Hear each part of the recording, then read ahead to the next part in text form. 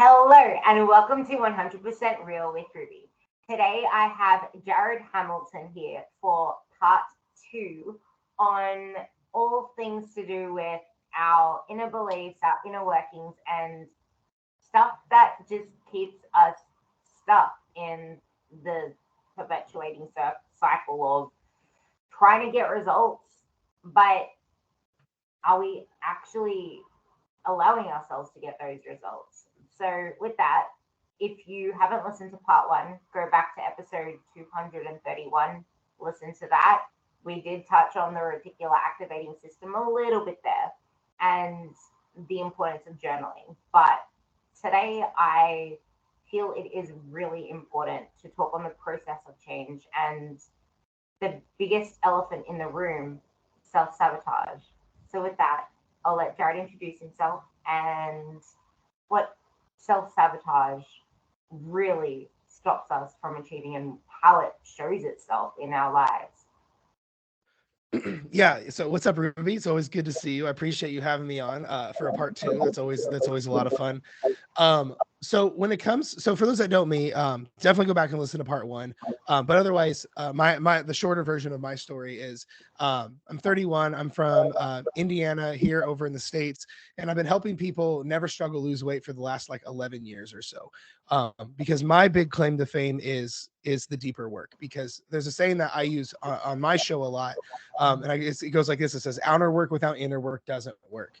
Because the truth is, to set the precedence is the thing that's stopping you guys from getting to where you want to be doesn't have quite as much to do with like calories and workouts and macros and things like that. Like those play a role, but it's the deeper level stuff that's stopping you from getting to where you want to be.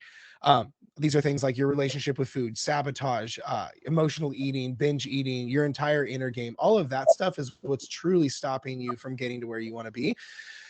And that's where we have to address this. Like no one would buy a house with no foundation, but most people are going through their journey of losing weight, trying to get healthier and feel better, but they have no foundation and they wonder why their metaphorical house caves in on itself.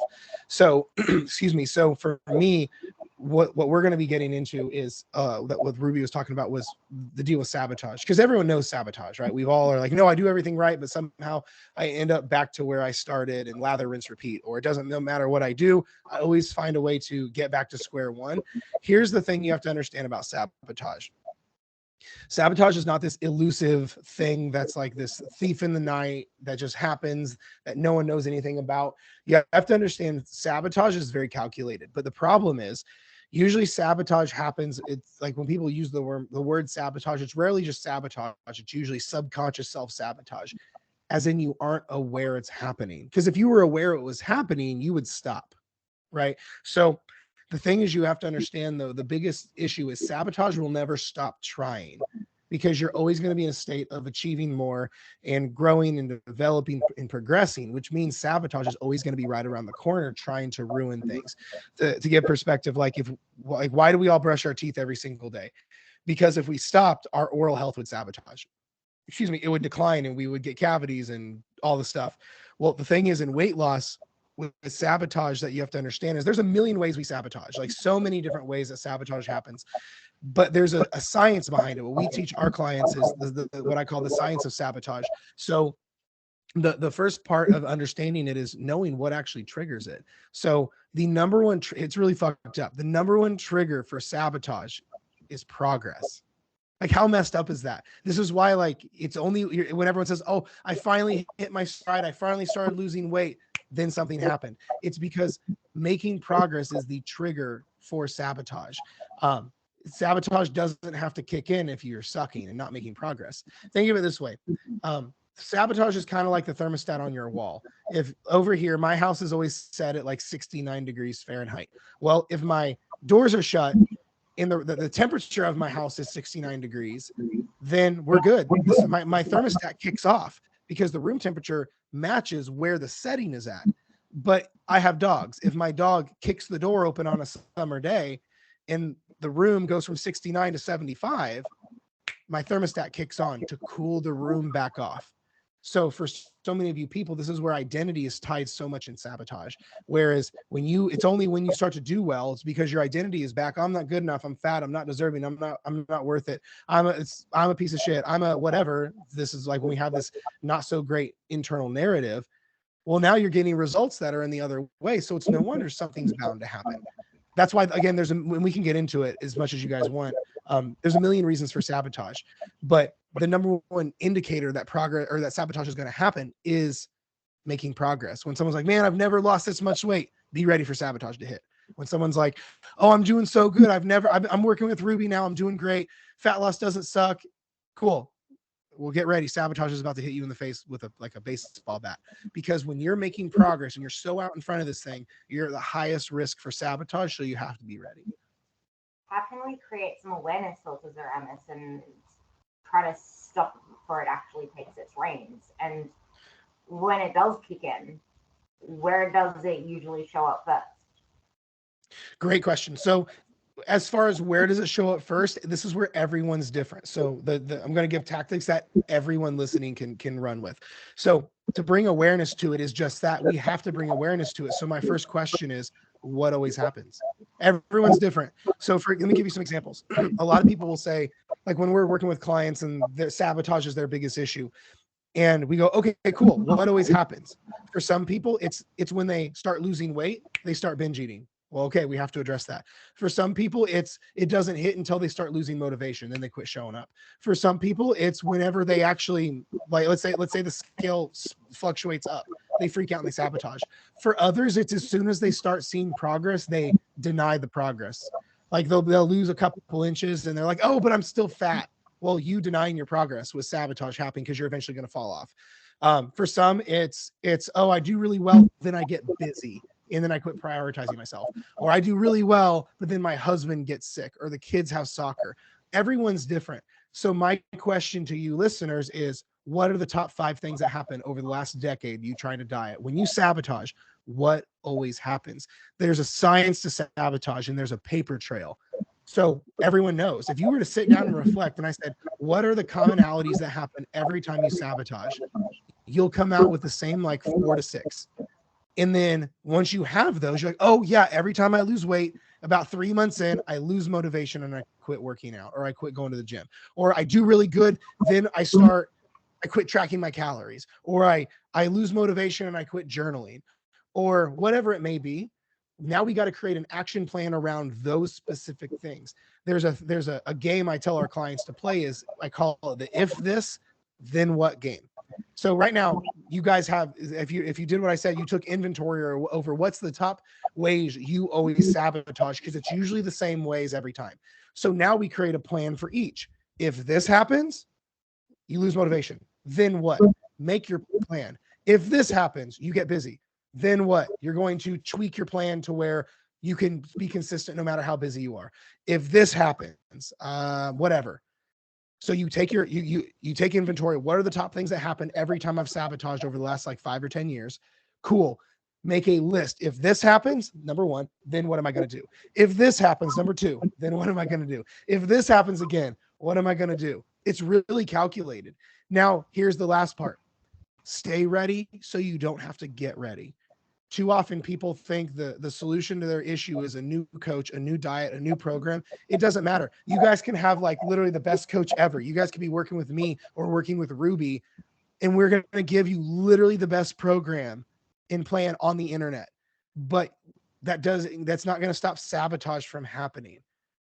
It's not going to stop it from trying to creep in, which means you have to stay ready so you don't have to get ready. So number 1, the top reasons you sabotage.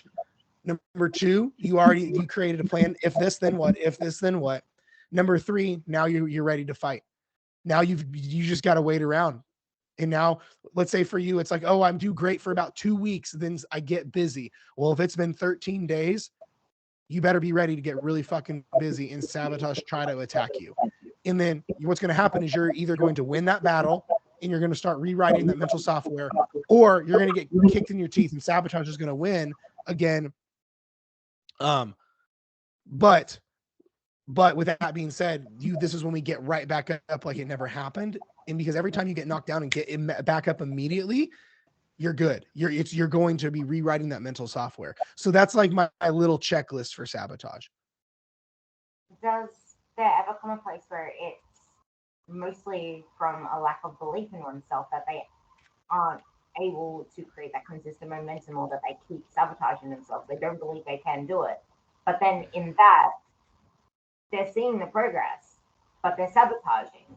Yet they still can't believe they can do it when they're clearly making the progress. So how does that really factor in when it's kind of counter opposites? And with that, how can we build that belief and the proof that we can, and then reinforce that over time of our journey, so we stop falling back into that pattern?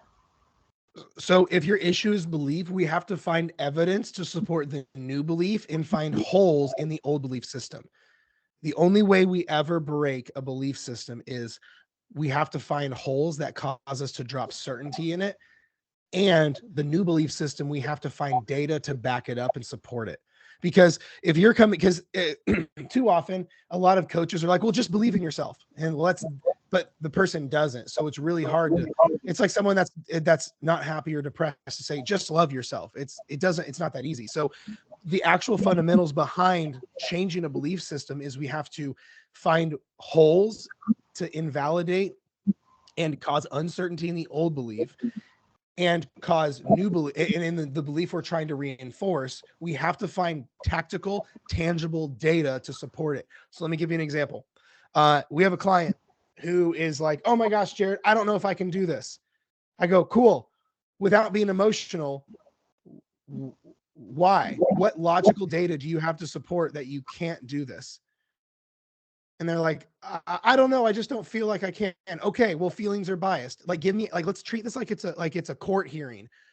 Give me some data to why you don't think you can do this. Oh, well, I'm struggling. I'm like, well, but you've made all the progress over here. You've lost like 5 inches. Your clothes are fitting better, and the mailman's hitting on you. So how's that working? And they're like, well, I don't know. I just don't feel like I'm good enough. Well, I'm like, exactly. So is that serving you? Well, no. Okay. Well, what would serve you to believe? Well, that I can do it. Cool. Do we have data to support that you can do it? Well, I've lost a few inches. Okay. Well, I'm working with my coach Ruby. Well, yeah, okay. Are you making progress on paper? Well, yes. Okay. Well, then you have all the data to support why you can do this. And we actually don't have any data to support not. The problem is when you're emotional, you're not looking at data and evidence. You're looking at your biased ass feelings.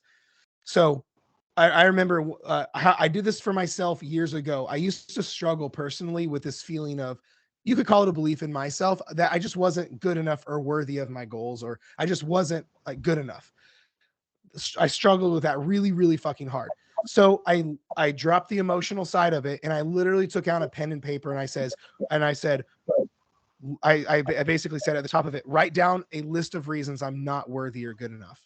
And I tried. I'm like, I couldn't think of any. I literally couldn't come up with one damn logical reason why I'm not good enough or worthy of what I want. And now, to be fair, I go, okay, well, why am I worthy and good enough of what I want? I found a laundry list. I'm like, well, I work really hard. Well, I intend to do well. I help people. I'm a good friend. I'm a good husband. I take care of the ones I love, like whatever. And so right in front of me, I had no data to support the old belief system. If anything, I found holes in it. And then I found all the data to prove that the new belief system actually has backing behind it. Because the thing is, whenever you're changing your identity or shifting a belief system, you have to decide what you're not going to believe anymore, and then find holes to cause uncertainty in it. But then at the same time, you have to decide the new belief system that you're going to lean into. Then you have to put your action in place until you have a stack of wins and a stack of evidence that proves that it's to be true. That's how I like to handle it. I find that there are a lot of people that kind of use the whole "I've been doing this for ages already," or "I've been eating for ages." Like I've been trying to do this for ages. I should know how to eat. I should know how to do this, that, and the other. So they try to attack the problems with the same mindset, the same whatever they already have backed up, with the same way they came to it. They're not able to ask for help. They're not willing to ask for help, yet they want to be able to navigate it a different way. And that's another way that I find a lot of self-sabotage comes in, because it's like, if you have all of your old beliefs that have kept you where you were then, the old choices you made, the old decisions, the old identity of what made the results as it was, which is where you were unhappy, then it's quite obvious that something needs to change for something to change, and it's okay to then ask for help. But that's where people get stuck. They're not, like, they don't see that it's that old thinking, like Einstein said, you can't solve a problem with the same problem that created it. But they're still trying to do that with like a similar food situation, or they go out on a vacation or whatever, and they feel like, okay, I'll just tackle it the same way that I usually tackle it. But they know that that is exactly the same thing that's keeping them stuck. They're not willing to ask for help with that. How can you get people to see that fallacy behind their logic so they can actually start making forward progress a different way? What I tell people is this: I say, I ask, why are we defending and validating what is on paper not working? Right? Like, as in, I think there's a massive correlation to people who follow trendy diets and people who are in like abuse, or not. It's all the same, but most people's relationship with dieting is very similar to like a shitty relationship with dating. Right? Imagine if there's like this person that you're dating, and they're narcissistic, they're abusive, they treat you like shit, they say nasty things, they're just not a good person. But then they buy you dinner every now and then. So you're like, I'm leaving him. He's a piece of shit. Da da da da da da. And then they call you, and they're like, you know what? I think I'm gonna get back with him. He bought me dinner. I think I'm gonna go back. And you're like, why? He only has treated you like shit. He only hurts you. He only causes you suffering. And they're like, yeah, but I've been with him for this long. He buys me nice things every now and then. It's fine. That sounds exactly like, and all of us think that's crazy. We're like, no, that's a narcissistic relationship. But most people are in that with their diet. They say, oh, well, I know this diet or this way of eating has only caused me more struggle. It's only caused my binge eating to get worse. It's only caused me to hate the way I look, hate the way I feel. And it's kept me struggling and yo-yo dieting for the last decade. But hey, it's what I've done for this long, so I might as well keep doing it. It's the same thing, and it's absolutely crazy. But people think it's different. That's the problem. As like it, how can you get them to then approach situations differently when, like, say they are now trying to embrace a new way of dieting that's serving them, but then when they get put into similar environments, like, you can change everything until you get put into the same environment that created the turmoil to start with. Like, that can even be people you surround yourselves with. Mm-hmm. How can people become more aware of separating themselves from people that keep them trapped in old that old cycle that keeps them there? And then how can they, I guess, how can they separate emotion from logic to then progress through it, to make some forward progress besides what's happening around them? If that makes sense as a question. Yeah. So there's a few things to unpack there. Number one is like, the question, how to get people to like understand this and change their mind. They have to be open and receptive to it. Like when like, I always tell people I'm not in the business of convincing. Like when if I'm talking with someone and they're like, I'm struggling, I need help. And I go, cool. Well, what you're doing is unsustainable. It's literally keeping you stuck, and it's not doable for the long term. Or I'll ask them, instead of me just telling them, I'll go, can you do that forever? Well, no. Is it sustainable? Well, no. Is it just a quick fix that's causing you to gain more weight back every single time? Well, yeah. I go, cool. Stop doing it.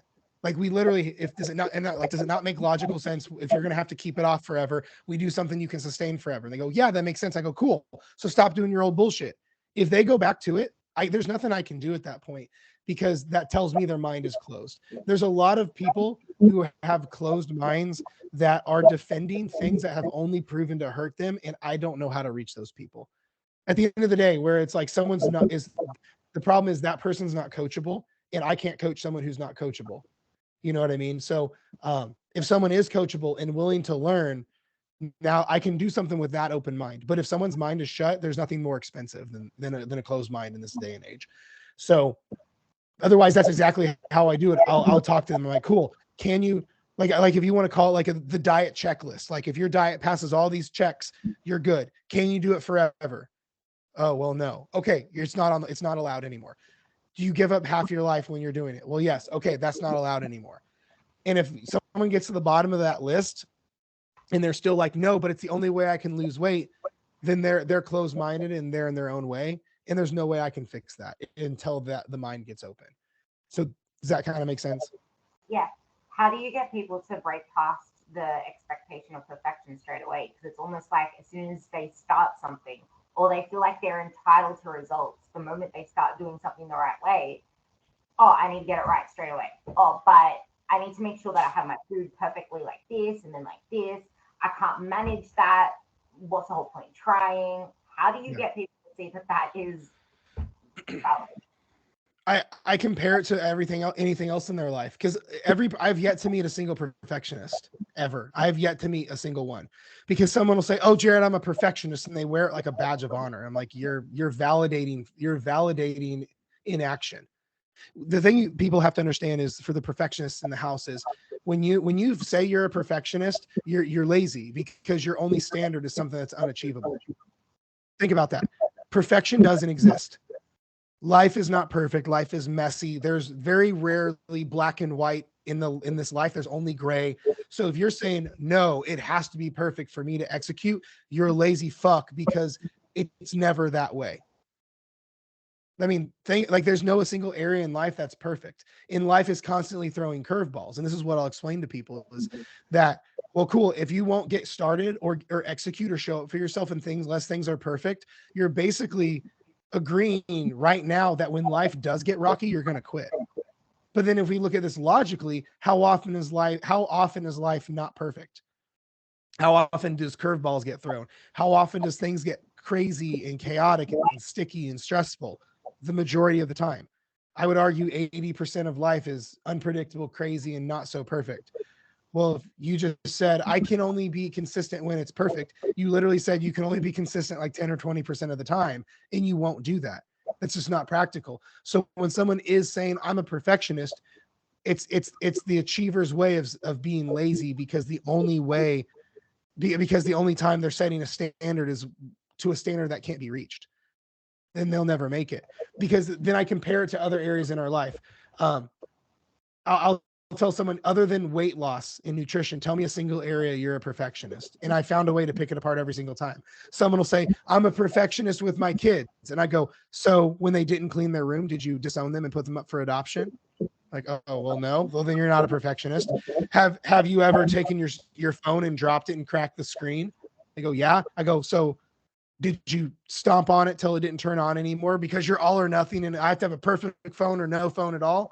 Well, no, you're not a perfectionist.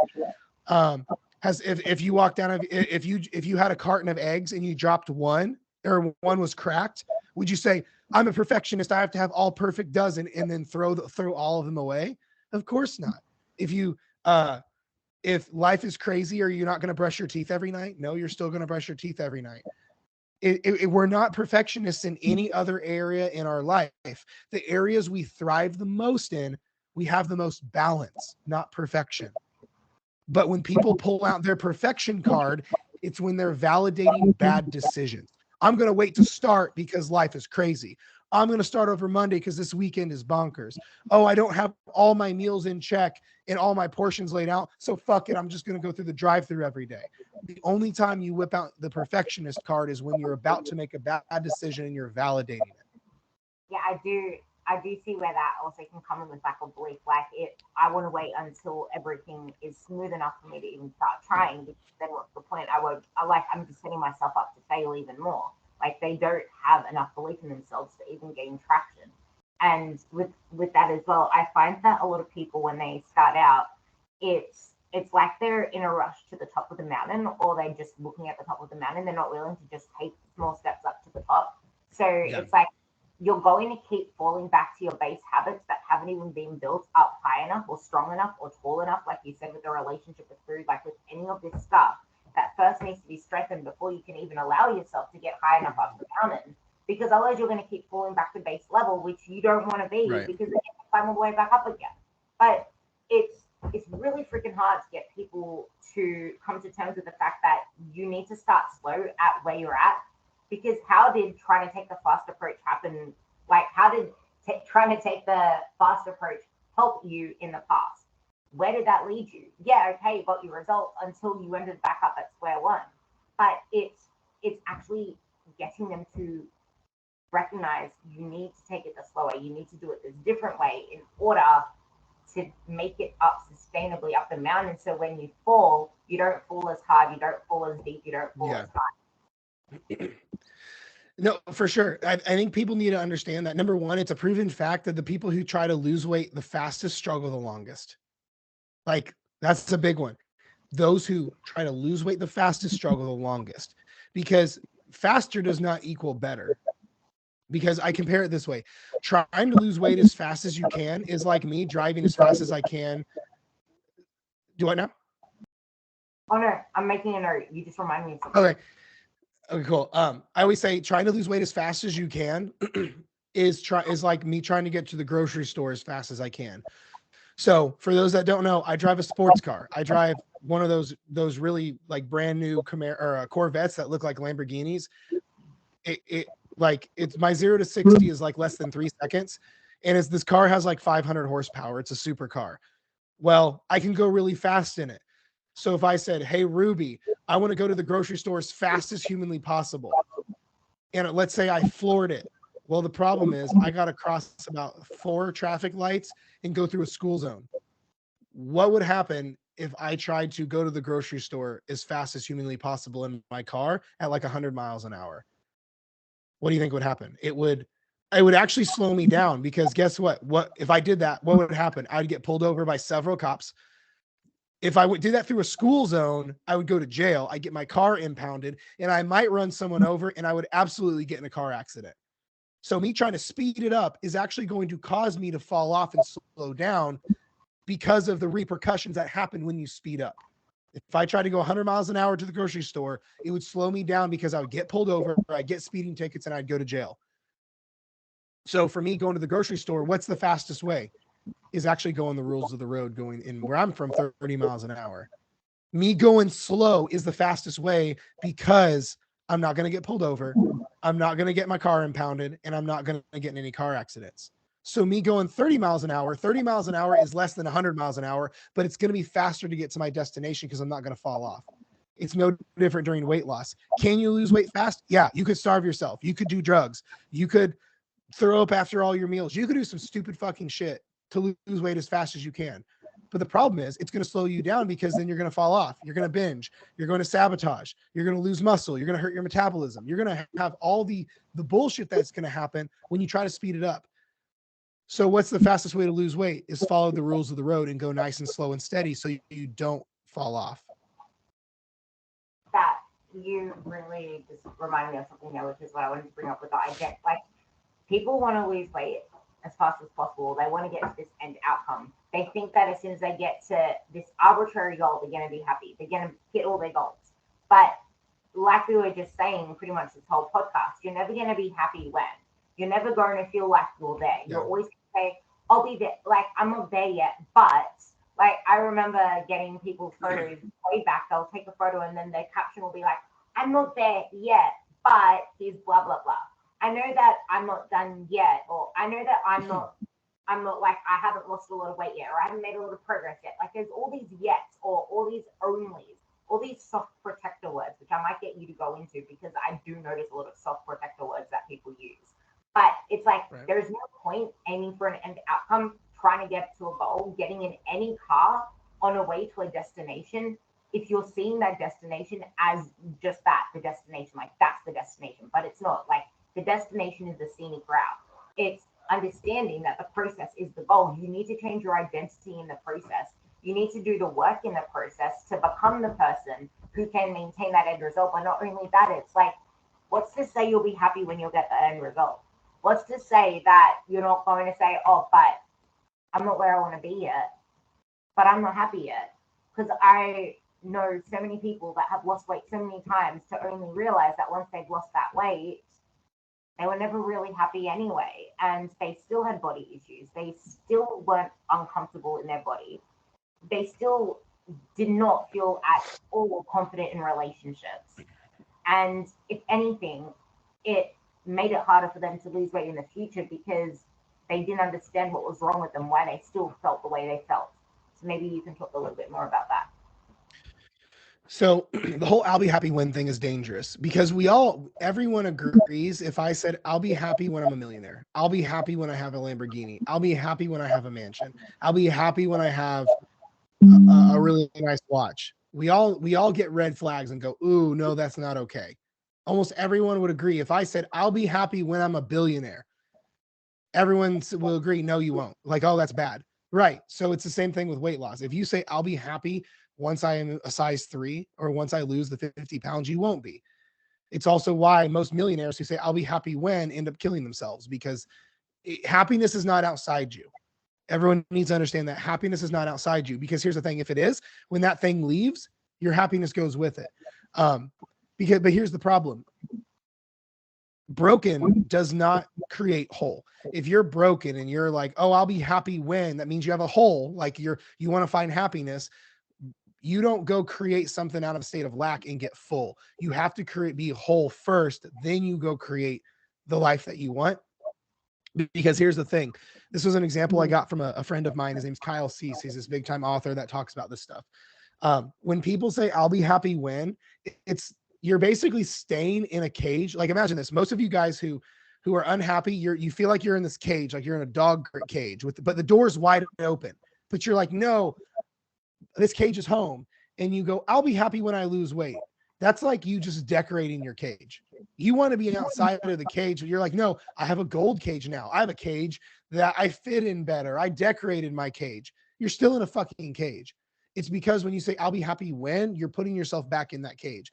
But now you're like, my cage is gold and it's got jewelry on it and it looks nice. I fit in my cage. Look how good I look in my cage. My clothes fit in my cage. You're still in your fucking cage versus you need to go out of your cage.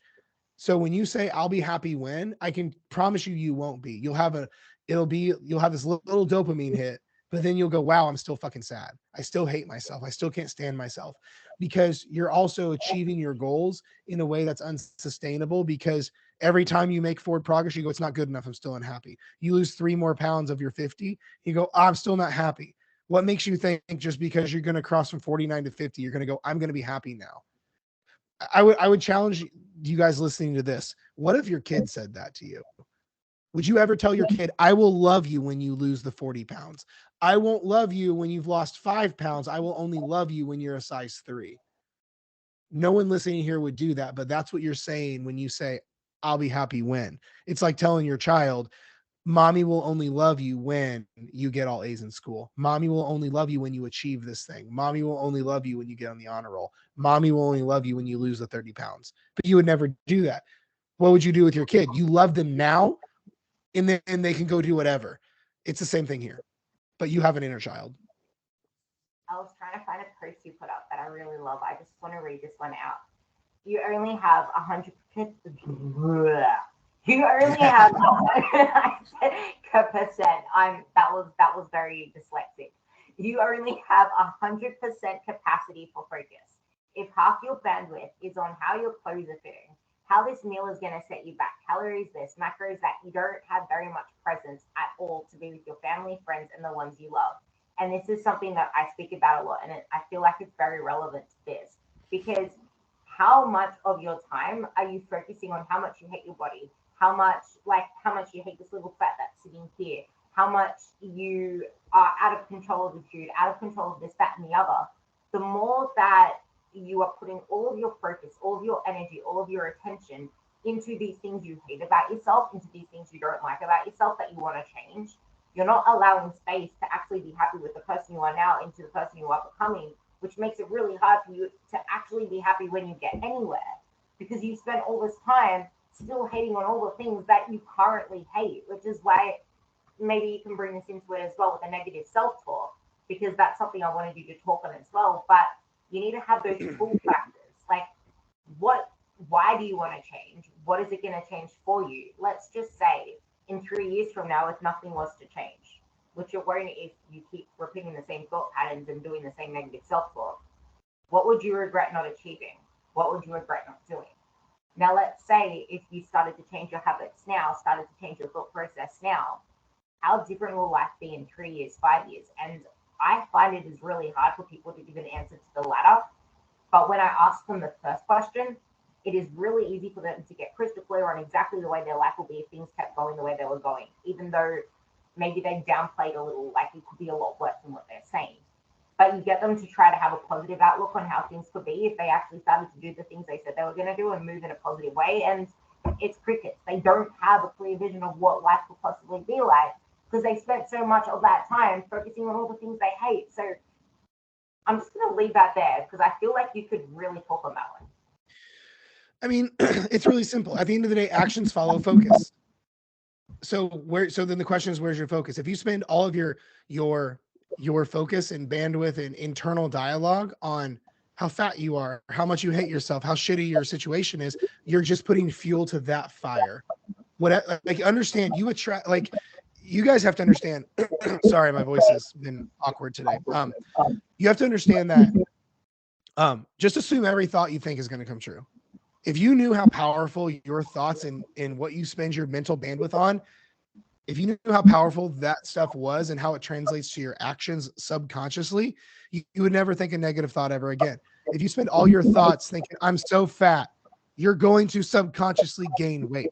If you spend all of your bandwidth on, wow, I'm so lazy and unmotivated, you're not going to find motivation and ambition. Your actions always follow just where your focus is at, because like we talked about on, I believe, part 1 with how your reticular activating system works, is your brain just shows you black and white what your dominant thoughts are. So if your big thing is, oh, I'm such a fat piece of shit, you're going to find things to validate how being a fat piece of shit. If your dominant thoughts are, I'm never motivated, weight loss is so hard, your brain will hide any chance of it becoming simple and easy and only show you things to validate what your personal thought process is. This is why how you talk to yourself matters, how you think matters, because if you have this horrible internal dialogue, you're walking around with an abusive narcissistic relationship. I just did a podcast with a guest of mine. He's one of the greatest of our industry. He talked about this on my show recently, where when you have this internal dialogue, you're not like building resiliency. If you're like, oh, you're lazy, come on, you fat piece of shit, you're not building resiliency. You're not building like tough love. You're beating yourself down because your subconscious mind doesn't know if you're saying it or someone else is saying it. It's just in an abusive relationship. I made a post like 3 years ago about this. I said, if someone talked to your best friend how you talk to yourself, how shitty would you be? And everyone's like, oh, I'd cut that motherfucker, I'd beat the shit out of him. Like, yeah, exactly. If you would not be cool with someone treating your kid, your partner, your best friend how you treat you, you're a fucking hypocrite. So because at the end of the day, your subconscious doesn't know who's saying it. So if you walk around every day treating yourself like shit, having this horrible inner dialogue, choosing to bully yourself, you're basically in a narcissistic, asshole, abusive relationship, and it's because of you. But you can change that right now. I love that. That like your self talk is everything because you don't spend as much time with anyone else in the world than you do with yourself. 24/7, you are with yourself. So it is really important the way that you see yourself. I guess something that I really wanted to touch, like wanted you to go more into as the crux of this podcast, which can kind of tie it on a bow in the end as well, is that main identity piece, but also ways that we can shift our identity through the way that we were just talking about negative self-talk, but how can we then use our identity, our environment, even our online environment? Because I find a lot of people don't realize that the people that follow, the pages they're a part of, the groups they're in on Facebook, all that kind of stuff leaks into the way that they see themselves, the way that they talk to themselves, and even their partners. Like, I can't remember what podcast I heard it on, but it's like the relationship you find yourself in is probably one of the most important ones that you will find yourself in, because you'll be spending more time with them than anyone else, and they can really influence the person that you become and the way that you see yourself. Yeah. So it's like, how can people start to make these changes that they're aware of? Because a lot of the things that we do are very subconscious. How can we start to become more aware of the things that we do, the things that we say, in order to make this forward progress with our identity and our self-talk to then get to the outcome that we want to get to in a more permanent way. That's pretty much the bow of the topic. So I like to make this one really, really simple. So when it comes to this, stuff on how to align or how to make your actions in check with your identity and all that stuff, step one is, what do you want? Like, what outcomes do you want? To lose weight, to make money, to be happy, to whatever it is. Then we have to change the question. Who do I have to become who gets that? You don't stay low level you and get high level results. So if you say, I'd like to lose 50 pounds, I go, cool. Who do you have to become who loses 50 pounds? You don't get to stay shitty you that gained 50 pounds and you get to lose it. If you stay the same you, lose the weight, you'll find a way to gain it back. So you have to become a different person. So my question is, who do you have to become to get the thing that you want? Then that's an identity question. So you go, oh, well, that's the version of me I have to become. Now, once you have the identity of that you have to become, the highest potential version of you, whatever you want to call it, then you must align every decision you make with that version of yourself. So if you go, well, cool, that's the outcome I want. Cool. Well, what kind of person do I have to become who gets that? Okay, this is the version of me I have to become. Cool. How does that person think? How does that person talk to themselves? Who does that person spend their time with? What kind of relationship is that person in? How does that person spend their days? How does that person walk, talk, act, smell, eat, train? How do they think? Because when you align your actions with that version of yourself, everything else changes. So here's how I did it. So I have some crazy ambitious goals and things that I'm working on. So I don't just say, how do I build a 7-figure coaching business? How do I become a public speaker? How do I become a leader? Those are all outcomes. I go, who do I have to become that creates a 7-figure business? Who do I have to become who becomes a world renowned speaker? Who do I have to become who's a better leader for their team? Okay, well, now I figured out the version I have to become. Now I have to go, okay, how does that person walk? How does that person talk? How does that person handle conflict? How does that person eat? How does that person show up when they don't want to? How does that person communicate? What kind of relationship is that person in? How does that person conduct themselves on days they don't feel good? And then I just do the thing. And that's what you need to do. What do you want? Step one. Step two, who do I have to become who gets that? Then align every fucking area in your life to what that version would do. And then do that for the next 5 years and you will be a different person. Don't look at that person, but look at what they do and how they think. And that is your key to success there. One big question that I want to ask you.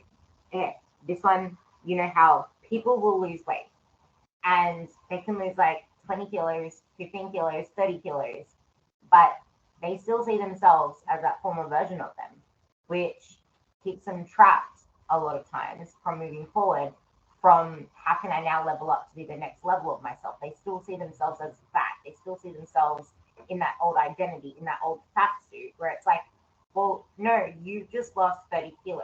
You are now your smallest self. You need to allow yourself to now grow into the person you can be instead of keeping yourself trapped in the same cycle. A few things. Number one, this is where it's important to document and stack your wins like your life depends on it. Because when you even in our community, we have people who have lost like 100 pounds, like 50 kilos, and they're like, I still see myself as the fat version of me. I go, cool, I get that. So you need to hold on to your tangible wins as much as you can. So the days that you're like, I'm such a fat piece of shit, and then they look at the data. Because again, like we talked about, how to break belief systems is invalidate the old one and find data to support the new. We literally have them go look at their stack of wins. Wow, I lost 100 pounds. I'm wearing 5 pant sizes lower. I've never been this consistent, all this stuff. So if you struggle with that, number one, you need to stack your wins every single day, write them in a journal, write them on a piece of paper that's a mile long. So when you have those days where you're like, fuck, I still see the fat version of me, you need to go to the list that proves that to be wrong. Number two is always be working on your identity. You stop letting your identity be based on physical results. Here's the thing. We look the way we do because of what we've done the last year, not what we're doing right now. If I want to change myself in a year, I better start right now. Your physical results are the biggest lagging indicator. It's what you did. It's not what you are. Your physical results are in the past because it took so long to get them here. But then the third part is this: on those days where you're like, I feel like the old version of me, I feel like I haven't made progress. My question for you is this: are you able to think a thought without believing it to be true? If I said, Ruby, your hair's purple, you're going to go, no, it's not. But you thought it though. You go, is my hair purple? Okay, no, it's not. Don't be so quick to believe everything you think and feel. Just because you feel like a fat piece of shit doesn't mean you are a fat piece of shit. Just because you feel like you haven't made progress doesn't mean you haven't made progress. Just because you feel like a lost cause and it's too late for you doesn't mean it's actually true. I'll tie it up with this, especially for those that have kids listening. Imagine how crazy life would be if you had to make everything your child said true. If your child says, Mom, you're stupid, you go, yep, Mommy is stupid. The kid says, I don't want to go to school. So mom goes, all right, you don't have to go to school. It would be pure chaos and terror. But children say and do some stupid shit. So you correct them. You don't let everything your child says be true. So why is it every time your inner child thinks something, you make it to be true? You feel like you're a fat cow. You believe you are a fat cow. You think you're a lost cause. You fully believe you're a lost cause. So my advice is don't be so quick to believe everything that you think or feel. I absolutely love that. That tied up the podcast really well with a quote that I'm going to take from you right now, and that's just because you feel like you haven't made progress doesn't mean you haven't made progress. You need to allow yourself to challenge the thoughts that you think in order to move forward, because if you don't challenge your thoughts, then you're just going to be living your life dictated by a child who doesn't really have their thoughts put together in a cohesive way yet. Yeah. So with that, I'm going to leave your podcast name below. You changed the name. It's not Diving from the Inside Out anymore, is it? It is. Okay, it's good. Diving from the Inside Out. You probably just changed the podcast. Diving from the Inside Out podcast, and his Instagram handle is Real Jared Hamilton. Is there anywhere else that you would like to explore? So those are the easiest places to find me. My podcast, Dieting from the Inside Out, or my Instagram at Real Jared Hamilton. I do have a Facebook group and in some other platforms, but if you want to be part of those, just reach out to me, like on Instagram. You can also go to we have a brand new podcast website. If you go to dietingfromtheinsideout.com, it is everything my podcast touches is there. So that's an easy hub to be on. So. Thank you so much for coming on. And if you guys have any questions, go and check out his page. He puts a lot of mindset stuff up as well. And I would suggest listening to his podcast too. I have to listen to that one from Andrew Cruz. I have it on my playlist. And with good. It's good. I really can't wait to listen to that one. Thank you so much for coming on. And you guys will hear me next